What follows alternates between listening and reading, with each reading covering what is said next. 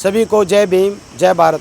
आप देख रहे हैं जय भीम आर्मी न्यूज़ और साची कहना न्यूज़। आप लोगों को कल दिखाया था एक राशन डिपो कैसे लोगों को लूट रहा है, जिसका लाइव वीडियो दिखाया था, राशन तोल के भी दिखाया था। एक माताजी हैं, ये माताजी के साथ वो जो राशन है हर बार कम राशन देता था, इन्हें पहले ही कह दिया था कि मुझे राशन हर बार कम मिल रहा है।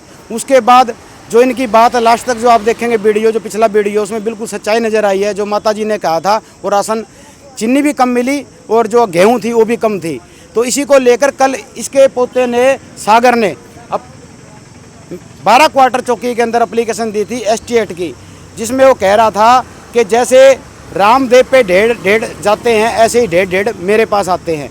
लेकिन कल की एप्लीकेशन देने के बाद भी अभी तक पुलिस ने कोई मुकदमा दर्ज नहीं किया, जो कि माननीय भारत सरकार और माननीय सुप्रीम कोर्ट की गाइडलाइन है कि ST8 का अगर कोई भी कंप्लेंट आएगी तो तुरंत प्रभाव से मुकदमा दर्ज होगा। लेकिन ये आप देख सकते हैं इस थाने के 2 कानून हैं, गरीबों के लिए अलग है और दलित पिछड़ों के लिए अलग कानून बना हुआ है।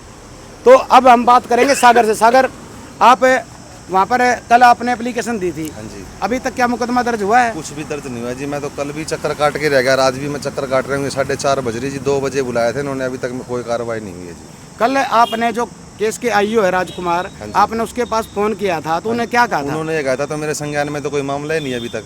आप देखेंगे अगर कोई भी ST8 की एप्लीकेशन आती है तो तुरंत प्रभाव से उन्हें DSP को बतानी होती है, DSP साहब को बतानी होती है, क्योंकि ST8 के अंदर DSP साहब जांच करते हैं। लेकिन पुलिस की कितनी बड़ी लापरवाही है, जिस मुंशी ने उसको केस दिया राजकुमार SI को, उसको तो जानकारी नहीं है। और भाई आपने क्या क्या बोलता था वो? क्या कहा के जंदे तो मेरा कार्ट में बैठी रही, राशन कार्ड पका दिया। हाँ। भीड़ भी कौन थी, 2 लुगाई थी आगे। अच्छा, मगा चल दे देगा, मैं बैठी रही बेटी। चंपा कलियाड़ भीड़ ना करे तो चली जाता है, देहू को नहीं। आपका नाम क्या है? चंपा। और वो क्या कहता है? यो कली, यानी कि चंद्र कली। अच्छा। चंपा कली। मजाक करता है आपसे? मजाक बता मेरे गल क्यों करे? चल फिर भी मैंने सब्र कर लिया, मैं चल कोई नहीं बडेरा।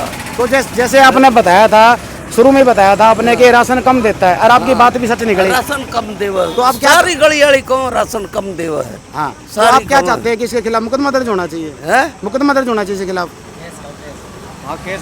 केस करवाना चाहते हो आप?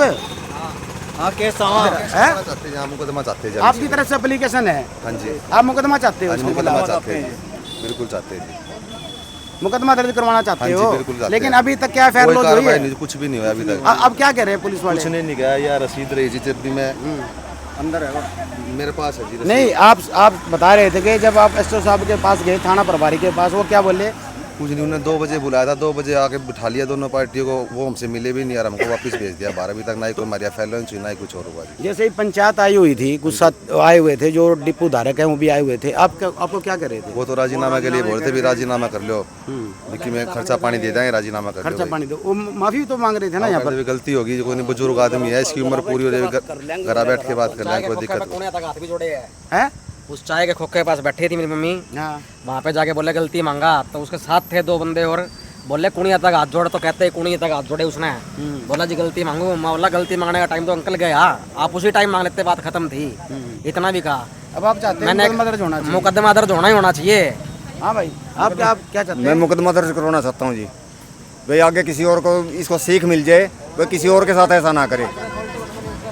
आप देख रहे हैं कि जब कोई भी ST8 की एप्लीकेशन आती है, अनुसूचित जनजाति अत्याचार अधिनियम के तहत कोई भी एप्लीकेशन आती है तो मुकदमा दर्ज होना चाहिए। लेकिन ये जो आप सामने देख रहे हैं ये थाना, इस थाने के ऊपर काफ़ी बार आरोप लगे हैं।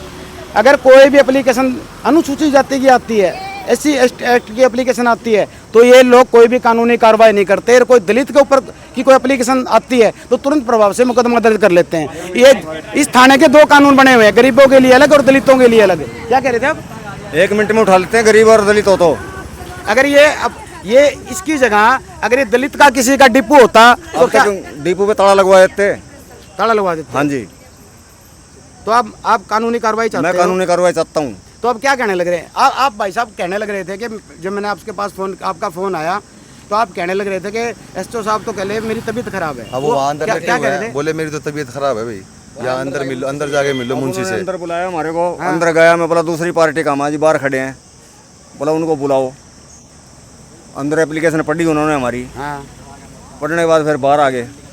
ये आप देखेंगे अगर कोई भी स्टेट की एप्लीकेशन आती है तो दूसरी पार्टी को नहीं बुलाया जाता, क्योंकि इसके अंदर साफ दिख रहा है जो डिपो धारक है वो राशन चोरी करने लग रहा है, राशन कम है और जाति उच्चक की गाड़ियाँ भी आने लग रही, जैसे कि सारे डेढ़ रामदेव पे जाते थे, ऐसे सारे डेढ़ मेरे डिपो पे आने लग रहे हैं। तो इसमें तो कोई उसकी जांच का कोई विषय में नहीं है। माननीय हाई कोर्ट के भी आदेश जारी हुए हैं कि आप किसी को ऐसे तफ्तीश के लिए नहीं बुला सकते, सीधा मुकदमा दर्ज करो उसके बाद तफ्तीश होगी। लेकिन एसटीएट का एक अलग कानून है, तफ्तीश नहीं होती, पहले मुकदमा दर्ज होता है, उसकी डीएसपी जांच करते हैं। तो आप सामने दिखा दीजिए, इस थाने के 2 कानून है।